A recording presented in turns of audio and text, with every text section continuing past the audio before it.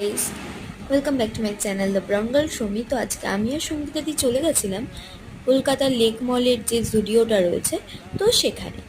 তো এখানে গিয়ে আজকে সামার কালেকশন এখানকার কেমন রয়েছে সেটা দেখার জন্য তো গিয়ে দেখলাম মেয়েদের ভালোই সামার কালেকশন রয়েছে। এখানে অনেকগুলো ওয়ান পিস ছিল, তারপরে কটনের যে ম্যাক্সি ড্রেসগুলো হয় তো সেগুলো ছিল।